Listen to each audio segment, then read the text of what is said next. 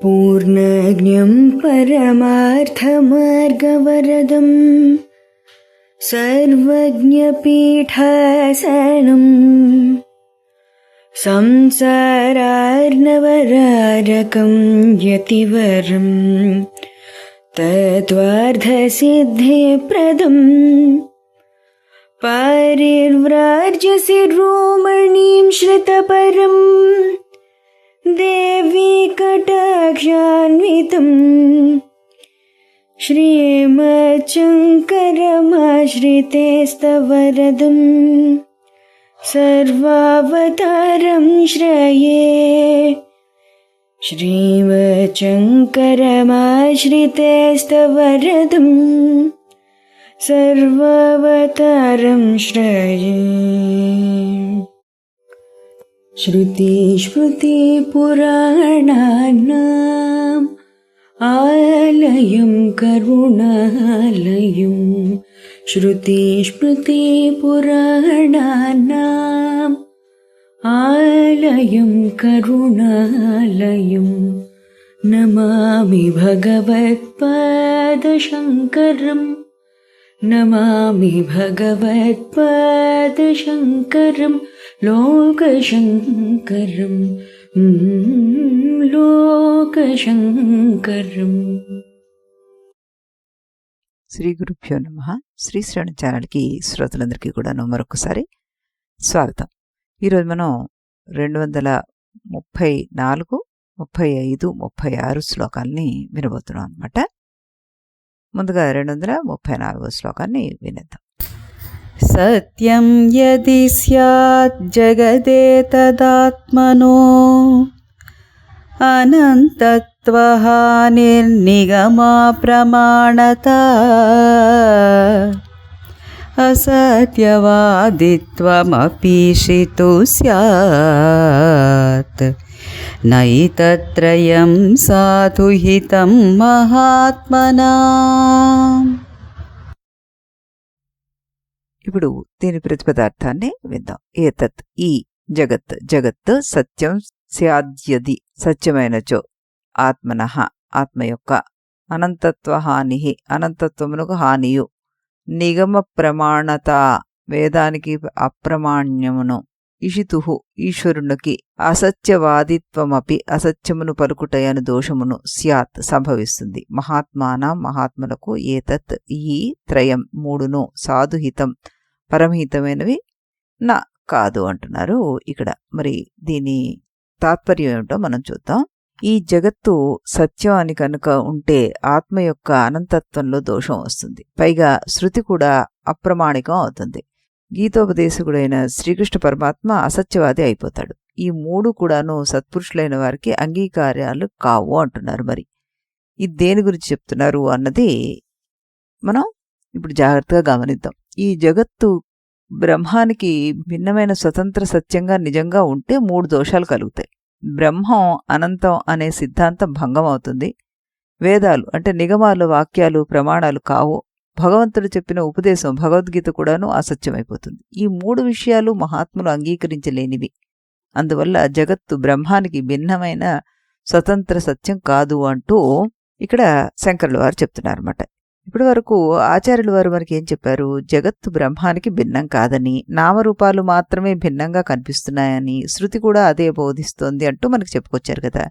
ఇప్పుడు ఆయన జగత్తు నిజంగానే బ్రహ్మానికి వేరుగా ఉంటే ఏమిటవుతుంది అని చెప్తున్నారన్నమాట. అప్పుడు బ్రహ్మ ఒక వస్తువు, జగత్తు ఇంకొక వస్తువు అవుతుంది. అంటే రెండు సత్యాలు ఉండాలి. కానీ ఉపనిషత్తులు ఎప్పుడూ కూడాను ఏకమేవా అద్వితీయం అంటూ చెప్పే, ఒకటే ఉంది రెండవది లేదు అంటూ. అప్పుడు జగత్తు కూడా స్వతంత్ర సత్యం అయితే ఉపనిషత్తుల వాక్యం తప్పవుతుంది కదా. మరి అందుకే శంకరుల వారు ఈ శ్లోకంలో తర్కాన్ని అత్యున్నత స్థాయికి తీసుకెళ్లారనమాట. చాందోగ్యం మనకి ఏమని చెప్తోంది? ఏకమేవా అద్వితీయం అంటుంది. అంటే ఒకటే ఉంది రెండవది లేదు. మనకి అద్వితీయం అనే పదమే స్వతంత్ర సత్యం అయితే అద్వితీయ పదం అర్ధరహితం అవుతుందంటూ చెప్పుకున్నాం. మరి బృహదారణ్యకోపనిషత్తు పూర్ణమదః పూర్ణమిదం అంటుంది. పూర్ణం నుండే పూర్ణం వ్యక్తమైంది అంటుంది. పూర్ణమైన బ్రహ్మానికి మరి బయట ఇంకో సత్యం ఉంటే అది ఎలా పూర్ణం అవుతుంది? భగవద్గీత ఉపదేశంలో కూడాను కృష్ణ పరమాత్మ ఇదే చెప్పారు. అనాదిమత్పరం బ్రహ్మ అంటారు. బ్రహ్మం ఆది అంతా లేనిది అంటూ చెప్తారు. జగత్తు దానికి భిన్నంగా మరో సత్యమైతే బ్రహ్మ పరిమితమైపోతుంది కదా, మరి అనంతత్వం పోతుంది. అందుకే శంకరుల వారు దాన్ని ఆ విధంగా చెప్పారు. ఇక్కడ అష్టావక్ర గీతలో గనక మనం చూస్తే, నువ్వు అనంత ఆకాశం లాంటి చైతన్య స్వరూపుడివి, జగత్తు అందులో తాత్కాలికమైన మేఘం లాంటిది. ఆకాశానికి భిన్నంగా మేఘం లేదు, అలాగే బ్రహ్మానికి భిన్నంగా జగత్తు లేదు అంటూ అర్థం చేసుకోవాలి. చాణక్యుడు కూడాను సత్యమే ప్రపంచాన్ని నిలబెడుతుంది అంటారు. అసత్యంపై నిలిచిన నిర్మాణం కూలిపోతుందండి. వేదాలు సత్యరూపమైన బ్రహ్మాన్ని బోధిస్తాయి, వాటి వాక్యాలను వ్యతిరేకించే సిద్ధాంతం నిలవదు అంటారు ఆయన. భర్తృహరి వైరాగ్య శతకంలో రాజ్యాలు, సంపదలు, కీర్తి ఇవన్నీ కాలగర్భాల్లో కలిసిపోతాయి, మారిపోయేది పరమసత్యం కాదు, అనిత్యమైనది నిత్య సత్యానికి సమానమైనదిగా నిలవలేదు అంటారు ఆయన. ధనము శాశ్వతం కాదు, యవనము శాశ్వతం కాదు, పదవి శాశ్వతం కాదు, కీర్తి శాశ్వతం కాదు. కానీ మనం వాటినే పరమసత్యాలని పట్టించుకుంటూ ఉంటాం. మారిపోయేదాన్ని పరమసత్యంగా భావించొద్దు అంటున్నారు శంకరుల వారు. మార్పులన్నిటికీ ఆధారమైన సత్యాన్ని నువ్వు తెలుసుకో అంటున్నారు. బ్రహ్మం అనంతం కాకపోవడం అది ఉపనిషత్తుకి విరుద్ధం అవుతుంది. వేదాలు ప్రమాణం కాకపోవడం ఇది శృతికి విరుద్ధం అవుతుంది. ఈశ్వరవాక్యం అసత్యం కావడం అన్న పాదం గీతకు విరుద్ధం. అందువల్ల ఈ మూడు అసంభవాలను నివారించే ఒకే నిర్ణయం జగత్తు బ్రహ్మానికి భిన్నమైన స్వతంత్ర సత్యం కాదు అంటూ చెప్పడం జరిగిందనమాట. రెండు అనంత సత్యాలు ఎక్కడా ఉండవు, రెండు పరమార్థాలు ఉండవు, రెండు స్వతంత్ర వాస్తవాలు ఉండవు. కాబట్టి బ్రహ్మే పరమసత్యము, జగత్తు దాని నామరూప ప్రకాశము, అనంతమైన సత్యం ఒకటే అంటూ ఇందులో మనకి శంకరాచార్యుల వారు చెప్పడం జరిగిందనమాట. ఇక్కడ అనంతత్వ హాని అంటారు. బ్రహ్మం సర్వవ్యాప్తం అనంతం అని అంటాం కదా, కనిపించే ప్రపంచమే నిజమైతే అనంతత్వానికి పరిమితత్వం వచ్చేస్తుంది, పరిచ్ఛిన్నం అవుతుంది. ఆత్మ అనంతం కాకుండా పరిమితం అయిపోతుంది. ఉపనిషత్తు ప్రవచనాలకి ఇది విరుద్ధం. నిగమ అప్రమాణత అన్నది మనకి ఎలా తెలుస్తుందంటే, బ్రహ్మ సత్యం అని, జగత్తు మిథ్య అని శృతి ప్రమాణం కదా. ఈ ప్రపంచమే నిజమని అనుకుంటే సర్వ సందేహాలకి అతీతంగా ప్రామాణికంగా భావింపబడుతున్న శృతులే అప్రమాణం అయిపోవాల్సి వస్తుంది అంటూ ఇక్కడ చెప్పారనమాట. విజ్ఞులు ఎవరూ కూడాను ఇంతటి ఘోరాన్ని, అసహజమైన నిర్ణయాలను ఆమోదించరు అంటూ అసత్యవాదిత్వం అపి ఇషుతుహు అంటారు. అంటే ఉపనిషత్తు సత్యాన్ని ప్రవచించిన భగవంతుడే అసత్యవాది కావాల్సి వస్తుంది. శృతులే అప్రమాణమైనప్పుడు భగవంతుడు కూడా అసత్యవాది కావాలి. శ్రీకృష్ణుడు గీతలో అనేక చోట్ల ఈ ప్రపంచం అంతా కల్పన, దీనికి సత్యమైన ఉనికి లేదని దృఢంగా చెప్పారు. అప్పుడు మరి ఆయన వాక్యాలన్నీ తప్పైనట్ట అని ఇక్కడ శంకరాచార్యుల వారు ఆ వాక్యాలని మనకి చూపిస్తున్నారు అనమాట. ఇప్పుడు మనం మరో 2 శ్లోకాలను కూడా విందాం. ఆ రెండిటికి కూడాను ఇంకా ఆయన ఏం అర్థం చెప్తున్నారో తెలుసుకుందాం. ఈశ్వరో వస్తుతత్వజ్ఞో న చాహం తేష్వస్థితః న చ మత్సాని భూతాని ఇత్యేవమేవ వ్యచీకథత్. ఇప్పుడు ప్రతిపదార్థాన్ని తెలుసుకుందాం. వస్తుతత్వజ్ఞ, వస్తుతత్వము తెలిసినవాడు, ఈశ్వర శ్రీకృష్ణుడు, అహం నేను, తేషు ఈ భూతములందు, నా చ అవస్థితః లేను అంటున్నారు.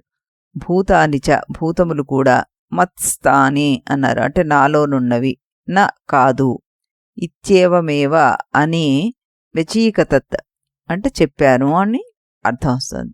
దీని తాత్పర్యం ఏమిటి? పరమార్థతత్వవిధుడైన శ్రీకృష్ణ భగవానుడు నేను భూతాలలో లేను, భూతాలు నాలోనూ లేవు అని చెప్పిన విషయం సత్యమైంది. అంటే దీనివల్ల ఈ విశ్వమే పరమాత్మ అనే విషయం స్పష్టం అవుతోంది అని, రెండు భిన్నాలు కావు అంటూ ఇందులో చెప్పడం జరుగుతుందన్నమాట. మరి వస్తుతత్వాన్ని యథార్థంగా తెలిసిన ఈశ్వరుడు ఏమని ప్రకటిస్తున్నాడు? భూతములన్నీ నాలో ఉన్నట్లుగా కనిపిస్తున్నాయి, కానీ నేను వాటిలో లేను, వాస్తవానికి అవి నాలో కూడా లేవు అన్నారు. ఈ వాక్యం పరమార్థ దృష్టిలో చెప్పబడిన అద్వైత సత్యాన్ని తెలియజేస్తోంది మనకి. మొదట ఈ శ్లోకం వినగానే ఒక విచిత్రమైన సందేహం వచ్చేస్తుంది మనకి. శ్రీకృష్ణుడు గీతలో ముందుగా చెప్తాడు ఈ జగత్తంతా నాతో నిండి ఉంది అంటూ, ఇంకా తర్వాత చెప్తాడు నేను వాటిలో లేను అని, చివరికి వాస్తవానికి అవి నాలో కూడా లేవు అని. ఇది విరుద్ధంగా అనిపిస్తుంది. కానీ శంకరులు వారు ఇక్కడ ఏం చెప్తున్నారంటే ఇవి విరుద్ధమైన మాటలేమి కాదు, వ్యావహారిక సత్యం నుండి పరమార్థ సత్యం వైపు తీసుకువెళ్లే మెట్లు అంటున్నారు ఆయన. సినిమా తెరపైన యుద్ధం జరుగుతోంది. రాజులు కనిపిస్తున్నారు, సైన్యాలు కనిపిస్తున్నాయి, అడవులు కనిపిస్తున్నాయి, నదులు కూడా కనిపిస్తున్నాయి. చూస్తున్న వారికి అన్నీ నిజంగానే అనిపిస్తాయి. కానీ సినిమా పూర్తయిన తర్వాత ఏం మిగులుతుంది? తెర మాత్రమే. పాత్రలన్నీ తెరపై ఉన్నాయి, కానీ తెర పాత్రల్లో లేదు. ఇంకా లోతుగా చూస్తే నిజానికి పాత్రలు కూడా లేవు, తెర మాత్రమే ఉంది. ఈ రకంగా అర్థం చేసుకోవాలి అంటున్నారు శంకరుల వారు.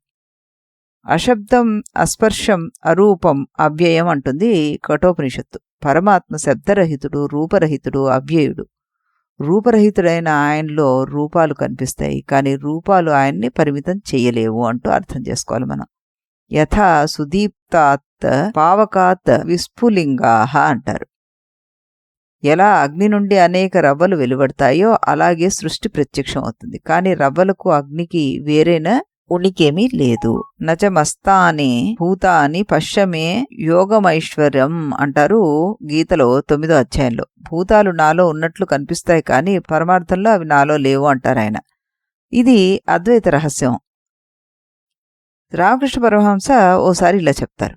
దిండు గలేబులు అనేకం ఉంటాయి, కానీ లోపల ఉన్న పత్తి ఒకటే. గలేబుల ఆకారాలు వేలు, పత్తి మాత్రం ఒకటే. అలాగే జీవులు అనేకం, చైతన్యం ఒక్కటే అంటూ. అలాగే ఆయన శిష్యుడైన వివేకానంద గారి దృష్టి కూడాను ఎలా ఉంటుందో చూడండి. అలలు తమను అలలుగా భావించినంత కాలం భయపడుతూ ఉంటుంది, తాము సముద్రమే అని తెలుసుకున్నప్పుడు భయం తొలగిపోతుంది అంటారు ఆయన. జీవుడు తనను శరీరంగా భావిస్తున్నంతకాలం భేదం కనబడుతుంది, ఆత్మస్వరూపం తెలిసినప్పుడు ఏకత్వం ప్రత్యక్షమవుతుంది. మేఘాలు తెల్లగా ఉంటాయి, కొన్ని నల్లగా ఉంటాయి, కొన్ని చిన్నవిగా, కొన్ని పెద్దవిగా. కానీ మేఘాల వల్ల ఆకాశం మారదు. మేఘాలు వచ్చి వెళ్ళిపోతాయి, ఆకాశం మాత్రం అలాగే ఉంటుంది. మనకు కూడాను జననం వస్తుంది, మరణం వస్తుంది, సుఖం వస్తుంది, దుఃఖం వస్తుంది, కానీ ఆత్మరూపం మారదు. శంకర్ల వారు అద్భుతమైన దృష్టి మార్పు ఇక్కడ మనకి కలిగిస్తున్నారన్నమాట. భక్తుడు చెప్తాడు ప్రపంచం ఉంది, అందులో భగవంతుడు ఉన్నాడు అంటూ. జ్ఞాని చెప్తాడు భగవంతుడే సత్యం, ప్రపంచం ఆయనలో కనిపిస్తున్న ఒక ప్రకాశం అంటాడు. పరమజ్ఞాని అంటాడు చివరికి బ్రహ్మమే కదయ్యా ఉంది అంటారు. తెర సత్యం, సినిమాల దృశ్యాలు తాత్కాలికం. ఆకాశం సత్యం, మేఘాలు తాత్కాలికం. చైతన్యం సత్యం, నామరూపాలు తాత్కాలికం. బ్రహ్మ సత్యం, జగత్తు దానికి ప్రకాశం అంటూ మనం అర్థం చేసుకోవాలి ఇక్కడ.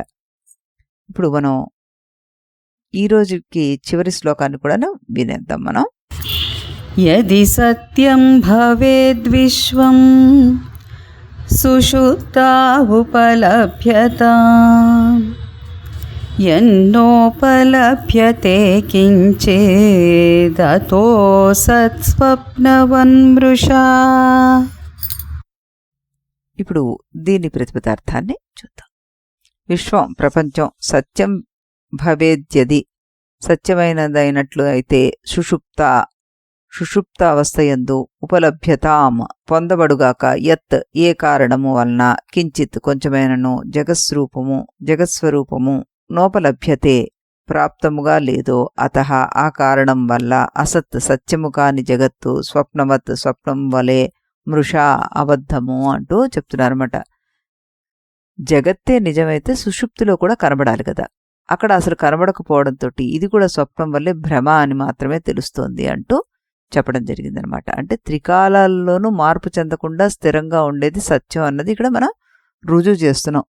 ఈ జగత్తు నిజంగా పరమార్థ సత్యం అయితే అది సుషుప్తులు అంటే గాఢ నిద్ర స్థితిలో కూడా అనుభవానికి మనకి రావాలి. కానీ గాఢ నిద్రలో ఏ వస్తువు అనుభవంలోనికి రావడం లేదు మనకి. కాబట్టి జగత్తు స్వప్నం వల్లే మిథ్యారూపమే, అది పరమ సత్యం అయితే కాదు అంటూ తేల్చేశారన్నమాట.